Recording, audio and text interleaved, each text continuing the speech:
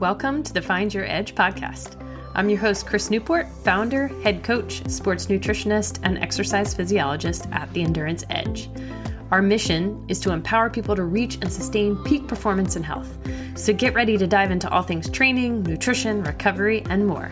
We hope to give you detailed information and inspiring stories to help you be your best. Let's do it. I am here today with Sami Winters, who is the Ironman North Carolina race director, 70.3 race director.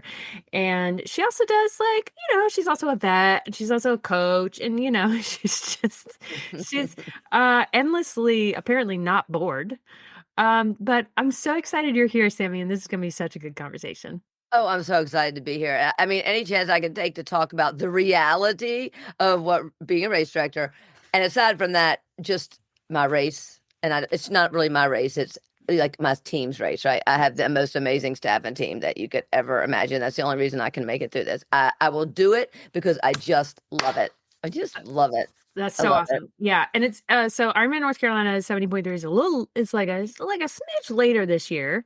It's usually like middle-ish of October, and now it's like end of October, but then it's going back in 2026, right? It is going back. And everybody said, you changed the date. You changed that. I was like, no. I did not change the date. God changed the date because he makes the tide charts. So the tide charts change the date because we have to come in on, you want to swim on an incoming tide because you don't want to swim against the current. So this was the year of the incoming tide happened to be on the fourth week and not the third week. But next year we go back to the third week. Oh, that's so cool. Next year will be October 17th. So that's why it moved. It had nothing to do with anything. It's not like the river swims where they always are flowing and you're opening dams and controlling the flow. This is truly tidal based. So that is so cool. And P.S. and by the way, if you want a PR, this is the course to do it on because of that. Yeah, the swim is usually really fast. The bike, you can have some headwind on. So there's that challenge. Mm-hmm. And then the run is just beautiful. I mean, I think the run is great. Last year, I do have to brag on my team that put my swim and my run together. So we were third swim in North America. We really should have been number one. We're going for the gold this year, but we had some chop. We had some incoming chop, which created some, some people just didn't quite get that when they're swimming the current. And then we were third run in North America and fifth globally.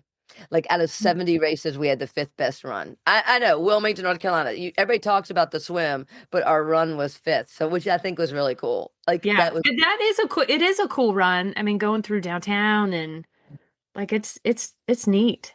Yeah, it is. It's pretty, and it's shaded when you get out to the park. And you're down, and it has some rise to it, right? So it's not just that flat. Your legs get a little bit of a break. You're not climbing a mountain, but you get a little bit of rise. So yeah, it's a really pretty run. So Sami, when did you? So because this race used to be back in the day, used to be beach to battleship, and it was a combination Ironman, or I guess technically full distance and half distance because it was run by Setup Events, and then they sold it to Ironman, right? And I don't even know what year that was. Like that was maybe 2016. 2016. Okay. And did you take it up? Did you race direct from the get-go?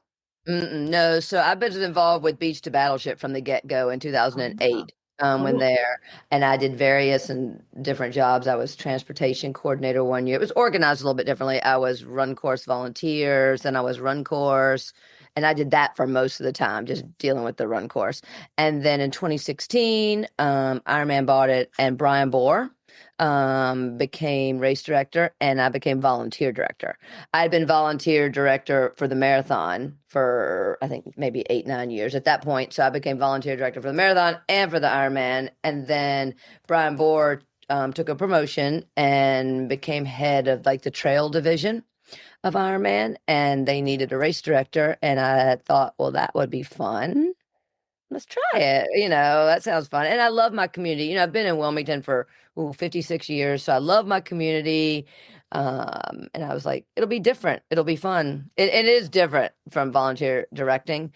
But yeah, I've been race director since it would be, 2020, but we know what happened in 2020. Yes. So Yeah. The disaster that was. yes, the disaster Yeah. it was. And I mean, you put on a great race, no doubt about that. You talk about your team and your staff. So how many people are involved in putting on this operation? Yeah. So the person more important than me is my volunteer director. And I'm always like, you get her on board first. I've known her since, 2004, 2005. We trained together and raced together. And I probably drive her a little crazy, but she's my volunteer director. And then we have 46 local captains that help.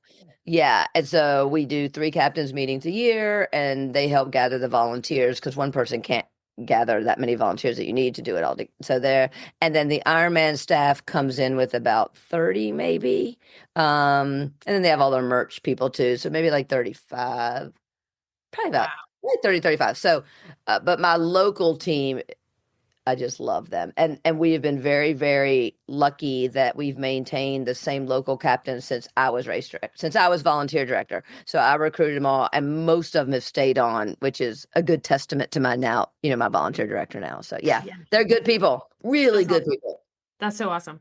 Yeah. And I mean, I'll be the first to admit that, Ironman is not cheap. It is, but as you're saying, like, there's a lot involved. And every year when I come down, because I oftentimes volunteer on the swim, and I watch the truck putting out all those cones. I'm like, cha-ching, cha-ching, cha-ching, every time they like drop a cone. I just say cha-ching about 5,000 times, and that alone. Oh, and then cha-ching, cha-ching when you pass the barricades, and then cha-ching, cha-ching, cha-ching when you pass all the porta potties. So there's 161 porta potties out there for anybody. That's some cha-ching right there. Holy smokes. So there you go. Yeah. So there's a lot that goes into it, in other words. There's a lot that goes into it. And besides just what you see, it's what's on the back end too, right? There, nobody even looks at this, but there's 107 law enforcement out there. Wow. And it's 4 different agencies, and we're meeting 3 times a year. There's everything that goes through NCDOT, because we go through multiple counties, You go on the highway, right? It's on the highway. Yeah. Some of it's on the, yep. We have about, 13 to 30, 17 miles, and then 44 to, there's about 23 miles on the highway. Yeah. Mm-hmm. So if you ever want to ride your bike on the highway and have a lane to yourself. Yeah. And, we bike out there a lot, actually. A lot of people don't like it because part of it, you're not coned in, but it's 2-lane. And so, you got to ride rules of the road. But we ride out there a lot because there's a big wide shoulder too. Yeah. Cool. Yeah. All right. So let's start with some logistics. This course is unique because it's a point to point. It's almost like a point to point to point. Oh, really. No, it's a point to point to point to point to point. So yeah. Again, cha-ching. Again, yes. There's that. And then also, like, for anybody who might be starting into this, this might be their first 70.3. Like, I feel like it's a little bit next level than your average 70.3. Like, you got to think through a lot of the logistics. Mm-hmm. So you guys hook everybody up with all these like bags. And so before even starting, what do you think somebody should know about the course before even signing up? Ooh, before signing up, I can tell you what they should do when they sign up. But before signing up, I think they should know that North Carolina is the best race out there. So they should definitely sign up. But if they should sign up before they sign up too, right? Because you guys are sold out. We always sell out, which I'm very blessed and grateful that many people want to come race down here with all the logistics, as you point out. They think most people want easy stuff, but I would sign up with this just knowing that you're going to need to read the athlete guide. You're going to need to, and the main thing is, some of these races you can drive in on Friday, you can pick up your packet, you rack your bike, and you race on Saturday or Saturday for Sunday. Whatever day it is, you do. I usually recommend you're taking a day off work to race on Saturday. So be prepared to spend more than 36 hours down here to race, right? If you really have a quick time and got to get in and out, this is probably not the race to do it, because you do need to get here early to kind of take care of some things. That would probably be the biggest one, because I hear a lot of, oh my gosh, I'm not getting there until 2:00 on Friday. you're going to be pressing it, right? Or you're just going to be rushed and not relaxed and not ready to race. So do be prepared that you probably need a good 48 hours to get organized. I think that's the biggest thing. And that's the biggest thing that surprises people. I like it because it's a Saturday race. So people can usually get home on either late Saturday afternoon or Sunday and get ready for Monday. I think that's kind of nice. But on the front end, it means you're taking off some time on Friday. Mm-hmm. Yeah. Because like transition is different than the start, is different than T2 and the finish line. So, which is not necessarily a short drive. It's all gorgeous, like because you're downtown Wilmington and then you're Wrightsville, which is awesome, but also it takes logistics. So being able to take time off and then just like I said, I say that jokingly because everybody always like read the athlete guide, but you're going to need to read the athlete guide and look at the maps. It takes a little bit of work on the front end, but once you understand it, it's really pretty easy. And if you just kind of have it, the hardest part I think is deciding if you want to stay at the beach or you want to stay downtown. That depends whether you want to stay at the start or whether you want to stay at the finish. So I vote for the beach. That's always my vote. That's usually my vote too. My vote is usually the beach.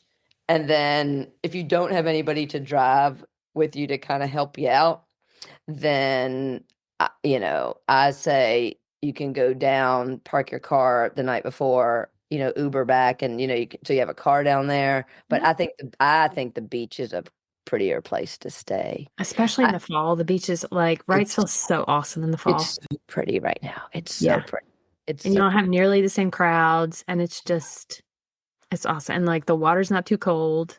It's so pretty. No, we became wetsuit legal this week, and it won't go back up. Yay! Right now the water I think 75 still. Now it might drop a little this week with this cold front moving through, but yeah, the other thing I think that people should know is I don't know if the race is 100% spectator friendly. It's not unfriendly, but this is a cool place to bring your family for vacation. So your family can come down with you for the weekend. And there's plenty of stuff for them to do while you're racing, and they can bop in and see you too. But while you're doing all your race things, there's plenty of stuff for them to do. And that's fun. Yeah. That's cool. All right. So then when they sign up, what are some of the things that they need to do? And then we'll get into like the swim, bike, run, all those aspects. Yeah, that's okay. First thing is decide if you're going to stay at beach or downtown. And then you can kind of plan easier from there, where you want to stay. Don't wait to decide. There's plenty of hotels. Like there's plenty of opportunities and places to stay, but just decide where you want to stay. And then I would read last year's athlete guide if you're signing up early to just go ahead and get it in your brain. And then I would start training. Cool. Yes. Good order of operations. I'm digging that. And then I would start training. As a coach, there you go. Yeah, that's right. Start training yesterday. Yeah, that's right. Yeah, cool. All right. So then speaking of the athlete guide, well, let's at least start with like transitions and then we can get into the swim. What is going on with all the transitions? I love all my transitions. Yes, but there are two of them. And the first one, the most important tip for the first one is you are going to turn your bike in the day before, but then you have this bag, that you bring. It's a blue bag. Blue is bike. So when you come out of the swim and you're all dressed in your bike gear, everything from the swim has to go in the bag. And then tie it tight at the top. Because, we've got football players and soccer players that are loading up these bags, and you never know what the quarterback's going to do. I say that jokingly, but they do get tossed around. Tie it tightly and leave it at your spot. If you don't care about getting anything back, don't put it in your bag. But if it's not in the bag, it's not coming back. And I'm not in the business of carting bike pumps. Do not put a bike pump in your bag, and no buckets allowed. That's one of your pet peeves, isn't it? That is one of my pet peeves. Can you tell that people told you that is one of my pet peeves? Do not bring a bucket in my transition. And people will be like, oh my gosh, I have nothing against buckets in your house and wherever you want to put them, but we're not going to put them in my little transition. Yes, they hold tools. 2,500 people brought a bucket. What am I going to do with those buckets? Yeah. Buckets. Yeah. So no buckets. No buckets. Fit it in the bag. Because now I'm thinking of like, bucket. You bring a bucket to transition. I've never ever in my life, Sami brought a bucket to transition. For anybody that's listening to this, if you bring a bucket, I think that's phenomenal because some people like to sit on their buckets to put on their bucket. I would say that is probably the main purpose. I understand, and that is fantastic. But right. I mean, we can't do it. Yeah, not a logistical thing that is appropriate for your race. That is there. You go. That is correct. That is very correct. Yes. And then so all these things that might be left behind, what the heck do you do with all that stuff? Oh, I know. Don't laugh. My volunteer, because she has a much bigger garage than I do. Her garage the day after the race looks like, Goodwill or something like that. It does. But we are very good. I will give her a pat on the back, and her and I and my athlete services team together, we go through, I post on Facebook. She gets all the numbers. Like if the numbers are in there, we find and we mail everything to people. No kidding. Yeah, we do.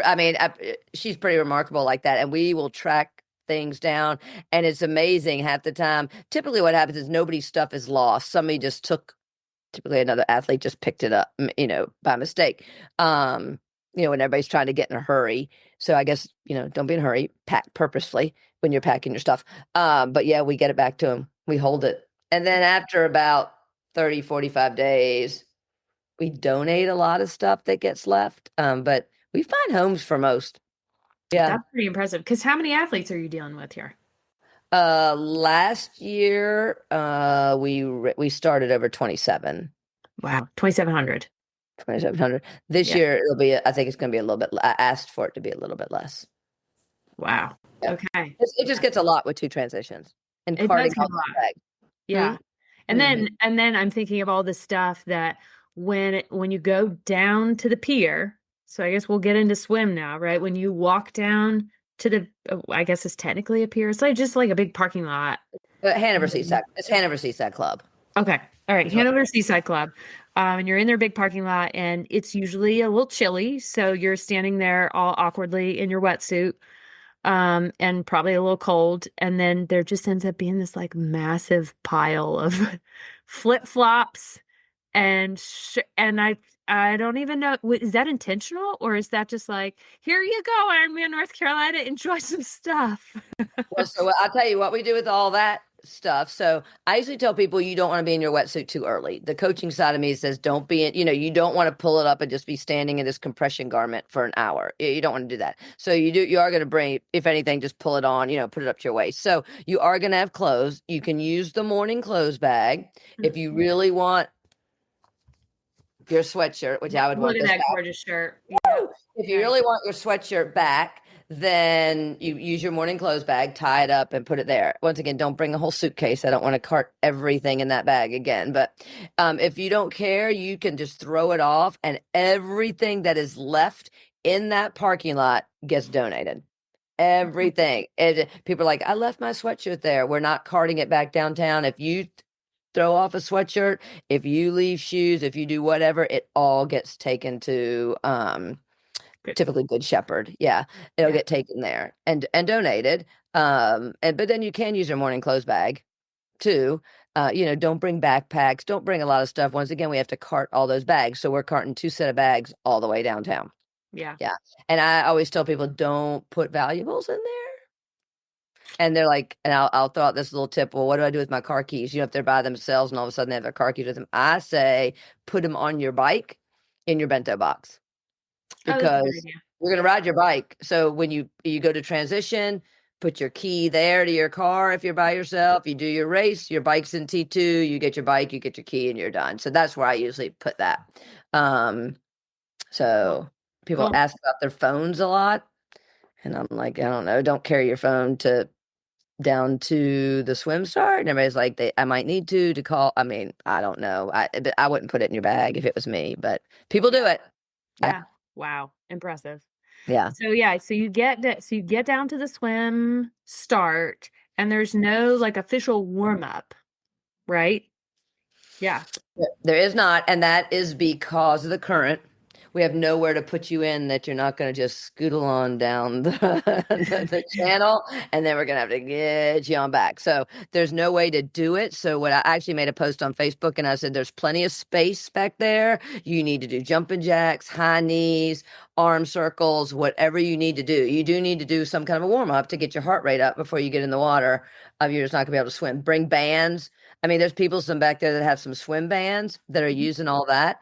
Like a physical therapy band that's easy to take that and do some rows. Do any kind of, if you can get the band, if you have the real swim bands, you can practice your stroke. Do whatever you can to warm up, but you need to warm up. There's just not a swim warm up. And is there a place where they can at least like dip their hand in the water and, splash it on their face at all? Or is that like, let's not do that? There's not really a great place to do that. They can walk over to the ocean and do that if they want. The other thing I tell people is carry a bottle of water with you.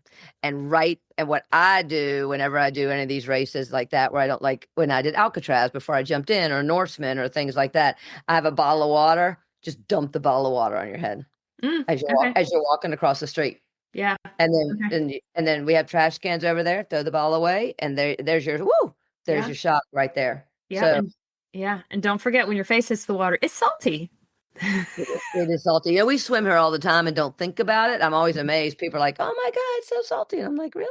Yeah, but we don't think about it. But it is salty. So if you want to have a bottle of water in transition, we do have a water in. So as you're running in from the swim, you can grab a cup of water if you're like, ugh, I don't like the way it tastes. Yeah. And do that. And you don't have showers, right? We used to, but we don't have them anymore.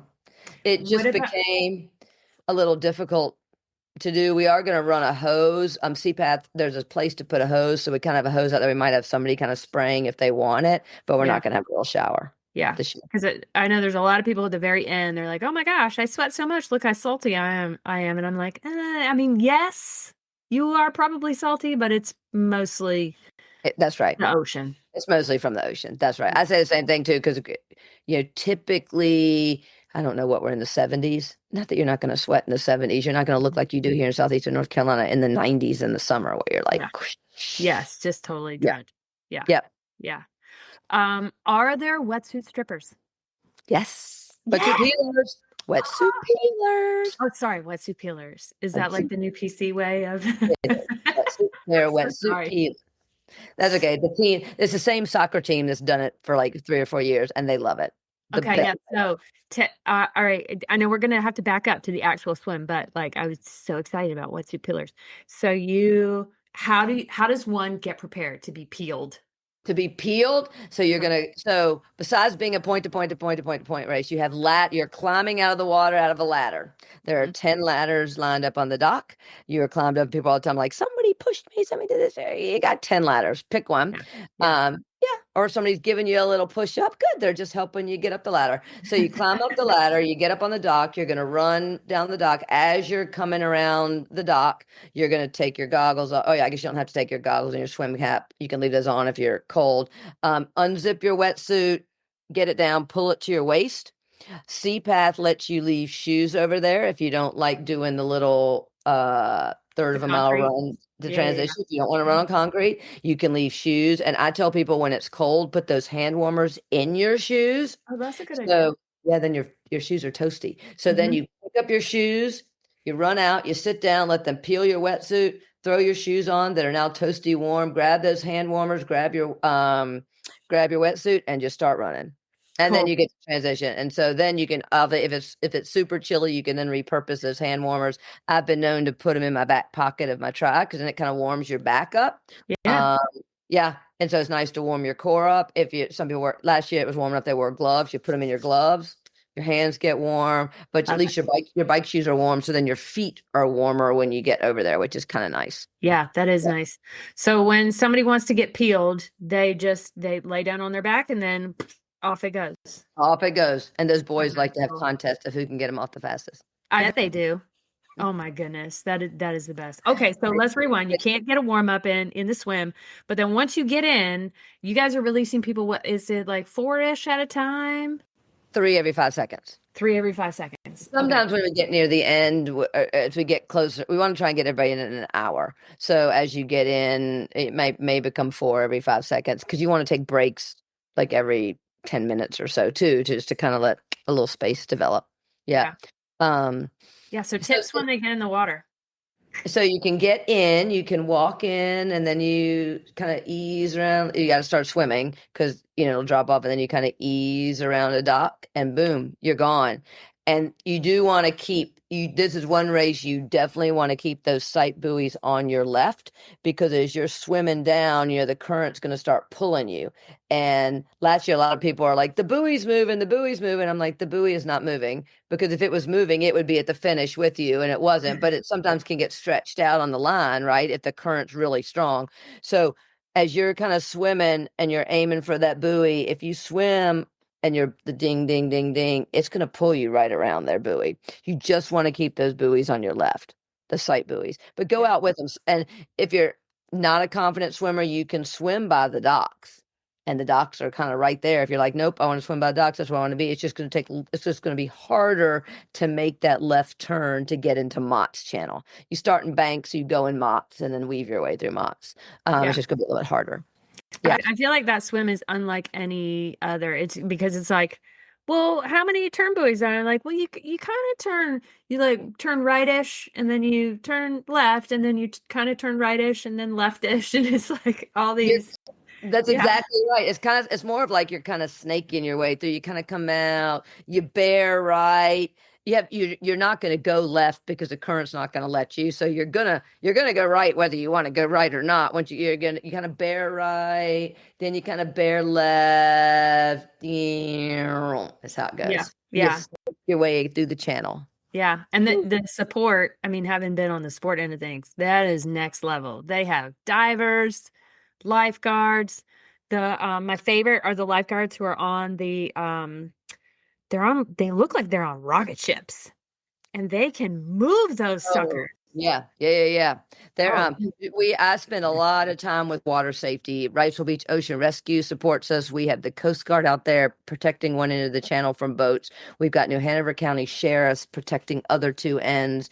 We, like I said, Ocean Rescue, 5 boats, 3 jet skis, 20 lifeguards, like 45 water support. I mean, at some point we have to swim, but I'm very blessed to have a fantastic swim team that puts that together and recruits that. One of the local SUP clubs donates all the SUPs and paddle boards for all the people to use out there. Yeah. It's really, really nice.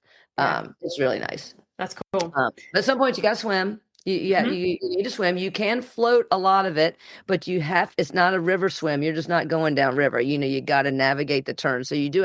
I tell people it's great. People are like, it's going to be so fast. And, I'm like, yes, but it's a real swim because you have to navigate. You're not just floating down. So it still is a real swim. It's a fast, real swim, but it's still a real swim. Yeah. And I don't know anybody watching this that I don't know if Myrick, who is Chatty race director, or anybody out in Oregon, if they were to see this, they're gonna be like, my swim's real. And I'm gonna be like, really? You just dump in and float downstream. I mean, a good healthy competition is good, even if it's amongst race directors. Yeah. Oh yeah, we have it. Is it real? But yeah, so it does take a little bit of navigational skills. Yeah.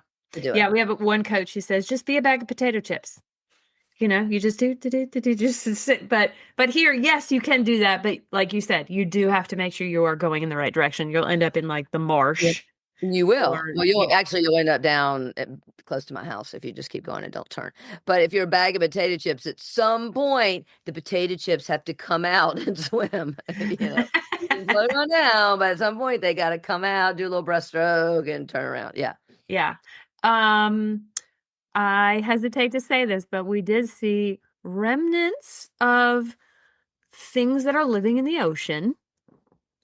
So, but I imagine it's probably not, I'm not going to say specific words of things that live in the ocean, but I've not seen anybody have an issue. Have you ever had anybody have an issue I mean, with we things are, that live in the ocean. yeah, I mean, we are swimming in their habitat, right? Mhm. I will say, as soon as I say this, it's going to jinx me because we've got kind of a storm rolling through this weekend. But this was a very, very, very, very, very light jellyfish season. Like typically, we do have the jellyfish, but they come once the cooler water comes, they go away. Now, sometimes we've had occasional remnants of jellyfish there that people have gotten stung. I mean, this year we swam throughout the whole summer and no stings really because a bunch of us swim out there all the time. So I don't know what it was. And we had, some storms come up with some storm surge and everything too, and that kind of brings them in, but it wasn't. So yeah, you will. In a few years, we've had people report some jellyfish stings for sure. I've been out there and have seen a lot of dolphins. Yeah, dolphins will swim out there, which is really, Yeah. really cool.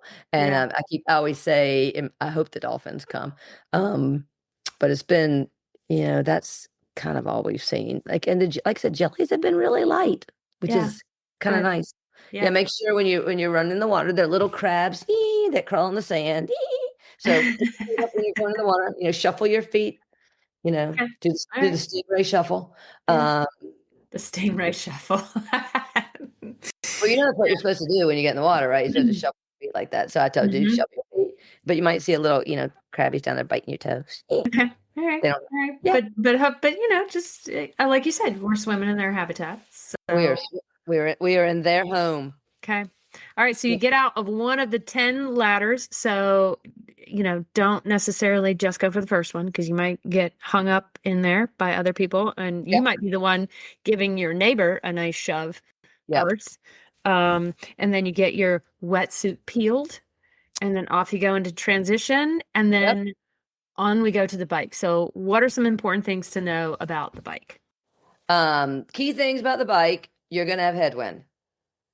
Just a matter of where and how much you're going to have it. But that means where there's headwind, there is tailwind. So that's always nice. Typically, there's headwind out because you're going north. So this time of year, we usually have a north wind, and then it's usually tailwind back home. That's the best way to be. And that's typically how it is, but I don't write the weather. So can't help you there, but that's typically what it is. You are coned in for about this year, we've added some. So you're in a cone dedicated lane for like the first 17, 18 miles. So that's really nice. The first 10, you are riding counterflow though, which means you are riding and traffic is coming at you. You're coned in, but quite a few courses do that now because it lets you keep the city open a little bit. I do tell people when you are riding counterflow, it is if you follow the USA2T rules, which everybody should follow the USA2 rules, you always ride right and pass left. Everybody should know that. When you are riding counterflow, you still do that. You still ride right and pass left. People get confused because nobody wants to ride by the cones. That time of the morning, their traffic's really pretty light. So you're good. And then you transition at about mile 10 to the right side of the road. And then you get out, and once you hit the highway at mile 30, you start your little country loop out there. You're not coned in out there. Rules of the road. It is not a free-for-all. You need to pay attention. There are people that have to get to work out there. And then you hit the highway, you go through and you come back. Union Chapel and Blueberry Road are some good riding. We ride those two roads a lot. That's really good, smooth riding. Oh, yes, we do have 2 graded bridges that you have to go over. On the bridges, it is no passing and no-aero. And I am very strict about that. You can be disqualified if you are caught passing or riding an arrow. So graded bridge, no passing, no-aero, period, non-negotiable, the end. We ride those bridges a lot. Will you just pull somebody off over the bridge and just make them? Yeah. Okay. Yeah. Wow. I'm not messing around on the bridges. We're not messing around. Yeah.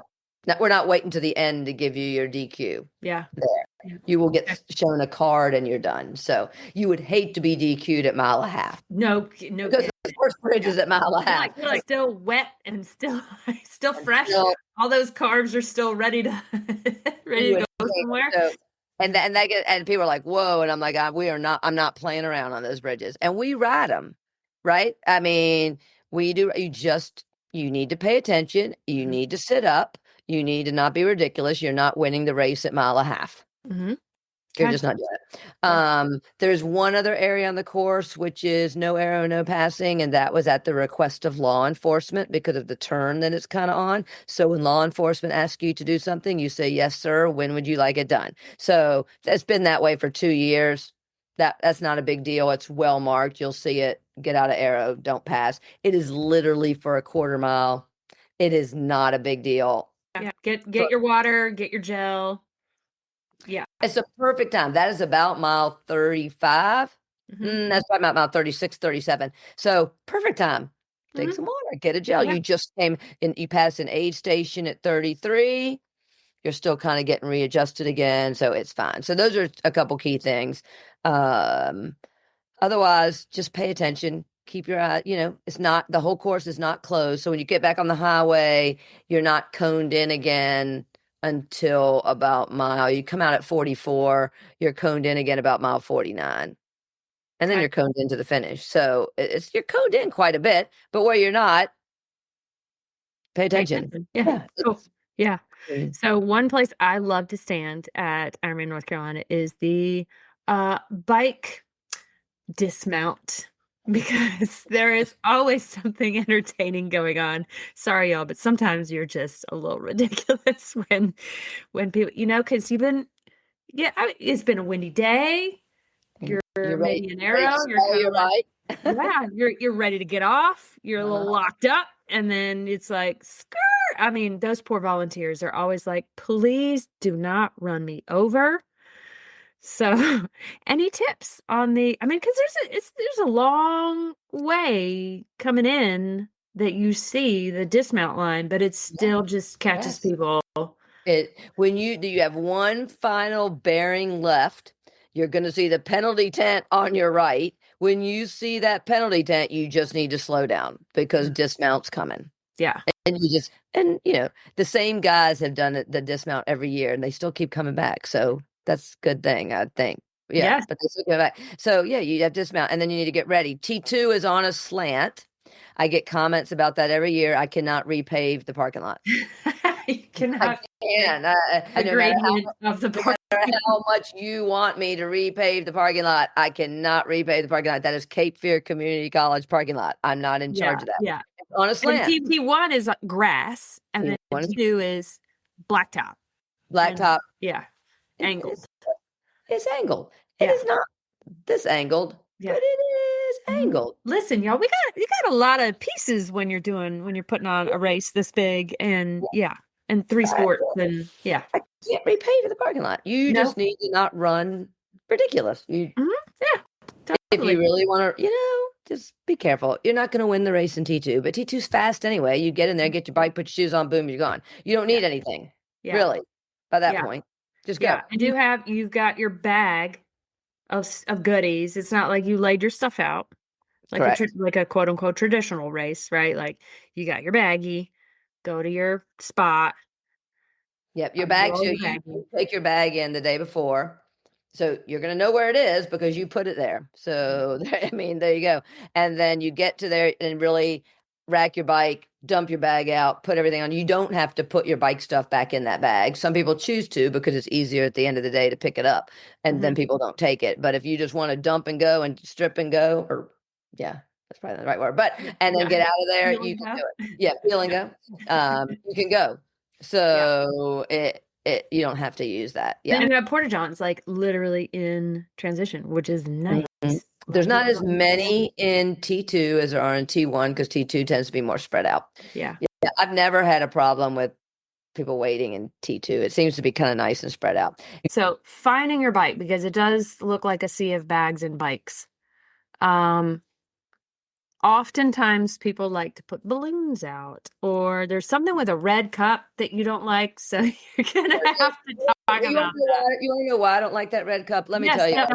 Yeah. Because people have used it before to keep water, right? So they run the thing up and then the cup sits here so water doesn't get in their bag. But you know what they do? Right. Okay. They yank their bag down and those red cups go everywhere. So in Pennsylvania, Happy Valley, Pennsylvania in 2023, I was working transition. I must have picked up 500 cups.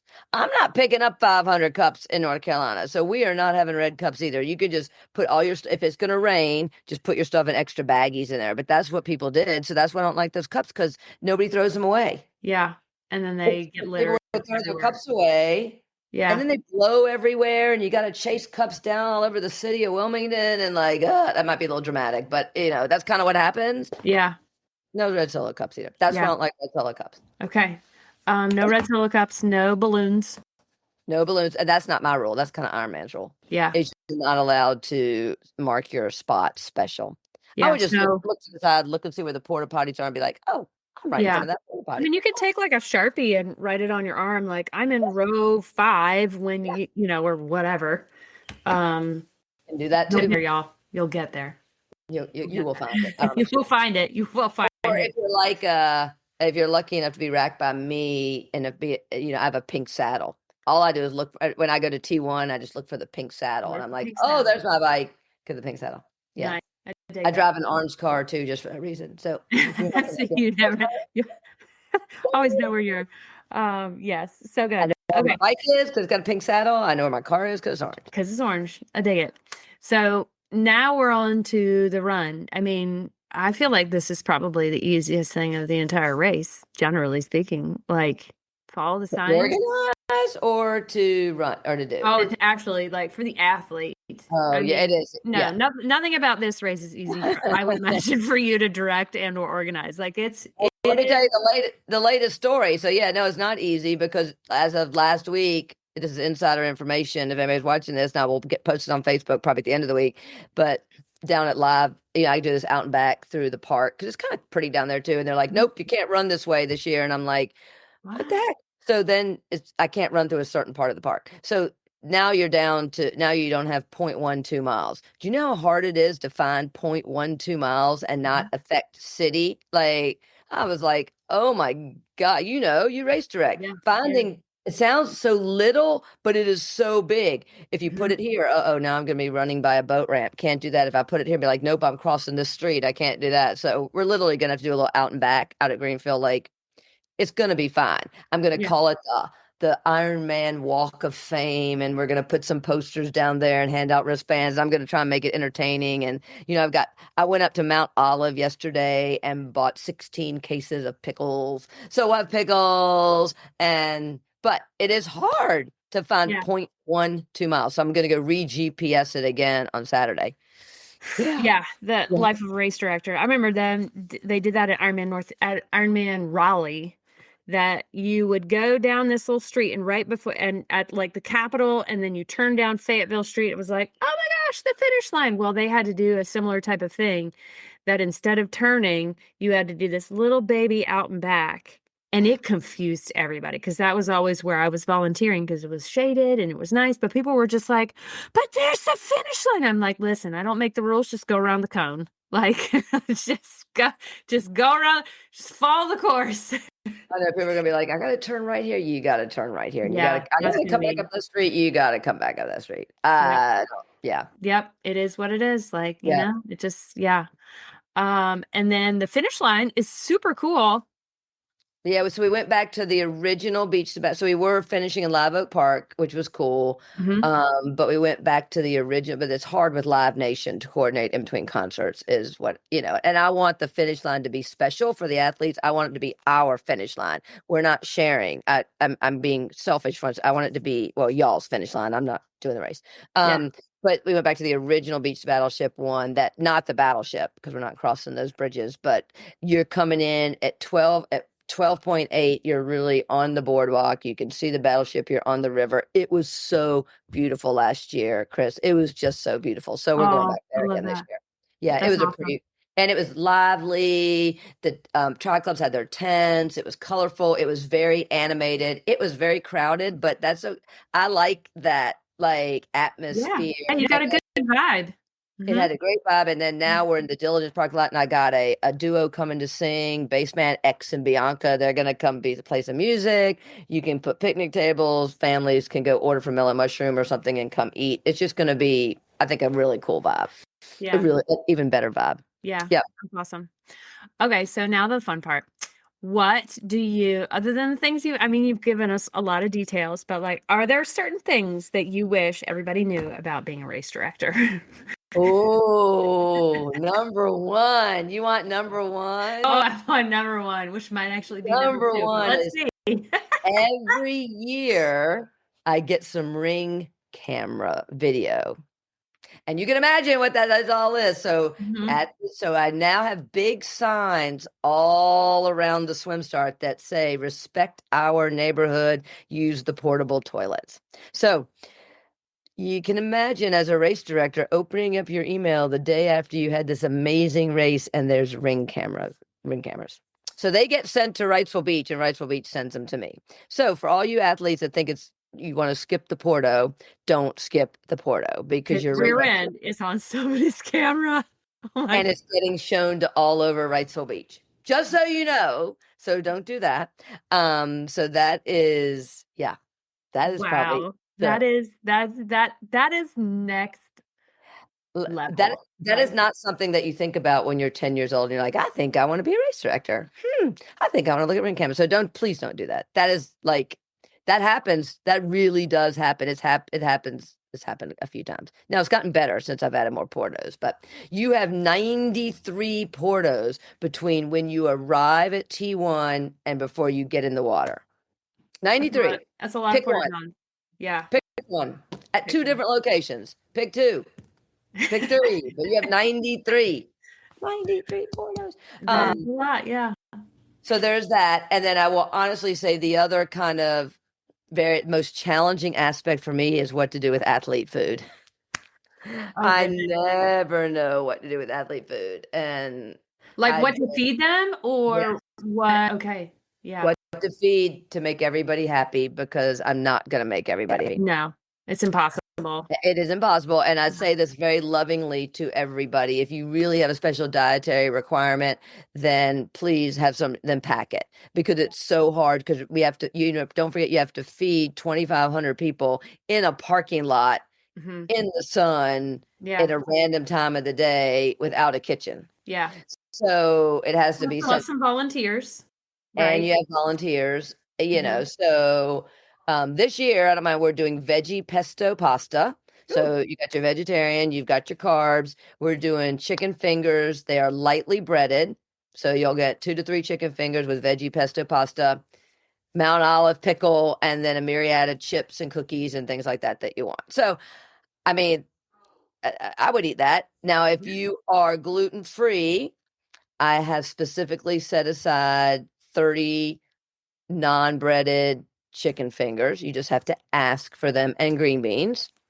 So I've got vegetarian, gluten-free, and regular. You've got carbs, you've got protein, you've got chips if you don't want to eat real food, cookies, soda, all of that. So, but I had done like Carolina barbecue the previous 4 years, and that was iffy. So we're trying something new this year. But trying to figure out how to get that many people fed. I don't do a lot of food trucks, and people are like, do a food truck. And the reason I don't is because literally if you walk up one block, at least for all the spectators, there's 40 restaurants. 40 restaurants. So I learned that fact today. Within a 10-minute walk, there's 40 restaurants. So I would rather support local. Tell your family and friends to go pick something up and bring it back to you, but buy local. So I like that because we're impacting their roads. So ring cameras. Impacting things. You guys, I want to say, are the second or third largest revenue generator for Wilmington, next to like an Azalea Festival. Is that fake news, or do we? It's not fake news, and we might be number one. Whoa. We don't have as much data on the Azalea Festival, and the Azalea Festival now is spread throughout the year, right? They do this concert this day, that concert that day. Yeah. This, the parade and stuff. So we're either number one or number two revenue generator. Yeah, that's a big deal. That is a big deal. So it is a big deal. Yeah, and that's with everything, and so I try to do almost everything local that I can. All the porta potties, 2 different trash companies, athlete food, security that we hire for all these places, everything. All my captain's meetings, I'm ordering them food. I try and support. When the staff comes in, I'm going to take them on a ghost tour with like a local, ghost tour Yeah. trip. Try and do everything local that we can to support, because I love my community, and I know we're impacting them for a day. So if I can give back to them, and the Ironman, I will throw this in here too. I feel like this is important. The Ironman Foundation gives back to the community and all the volunteer groups. And I ran the numbers, and since 2016, and a couple of the years when the hurricane had the cancellations too, they gave like almost like, I think 35,000 to the community, but they've given almost 300,000 back to the community. So I think that's big every year that they're, giving. So if anybody wants to know what the Ironman Foundation does, they're helping the communities that they're in, and I'm super appreciative of that. Yeah. So that's awesome. So good. Well, I am looking forward to this year's race. I think I'm not racing, but my intention every year is to try to come and volunteer in some capacity or ring a cowbell. I love that. If you really think you're coming, you need to contact me, because I can always use good, high quality volunteers. Sometimes this is probably against the rules. And now that you're probably going to be on the lookout for me. Sometimes I get on my bike and I ride the run course and ring my cowbell, and I'm like, nobody get mad at it, please. But there's some places on the run course where it's like no man's land. It is. All year is like people breathing, and then you're like, oh my God, why did I do this? And then I'm like, ta-da, here I am, and then I ring the cowbell. So if you do that, just humor me and ride the way that the cars drive. Because it's only one-way traffic through the lake. So just make sure you start at the opposite end that you think you're. Just follow the rules of the road. Ride the other way. Ma'am. Yeah, I will do so. You go. Yeah. Otherwise, or volunteer. Yeah. Otherwise, ring all the cowbells you want out there. Yes. Yeah. So good. Oh my goodness. Yeah. And then you're coming back next year. Yeah. So next year we're going back to our normal date, which is nice. It'll be October 17th. Okay. Well, that's good that it's affected by the tides.